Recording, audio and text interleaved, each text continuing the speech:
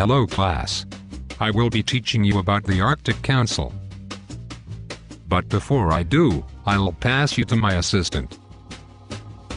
I've provided a handout with all the stuff I'm about to say. Fill in the blanks as we go on for today's lesson. If you miss something, don't worry about it, as we will be going over them at the end. Let's get started then. Shall we? So in 1996, the Ottawa Declaration formally established the Arctic Council. The Arctic Council is an intergovernmental organization, also known as an IGO. This council is made up of Canada, Russia, Denmark, Finland, Iceland, Norway, Sweden, and the US.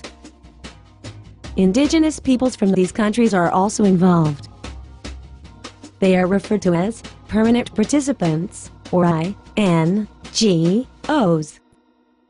The chairmanship of the Arctic Council rotates every 2 years between the 8 member states.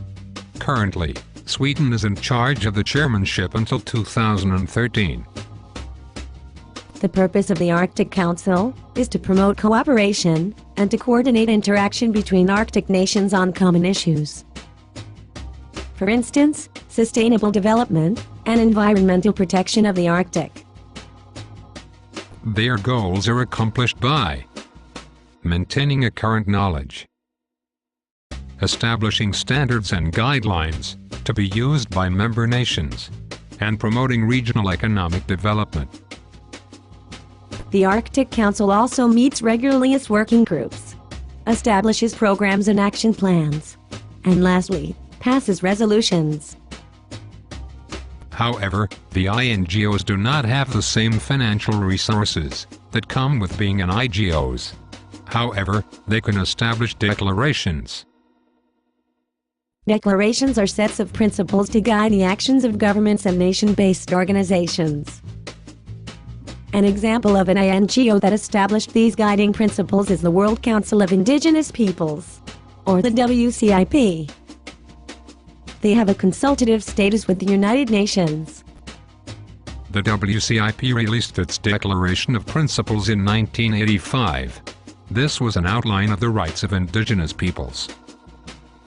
It was then approved by the General Assembly by the United Nations. We learned from our past lesson that liberal nationalism is the optimistic belief that greater interaction and cooperation between societies and people will result in a better world. So now, we have several questions for you guys. But I will get Haya and Miguel to ask them. Make sure you guys answer, cause they brought some goodies you might enjoy.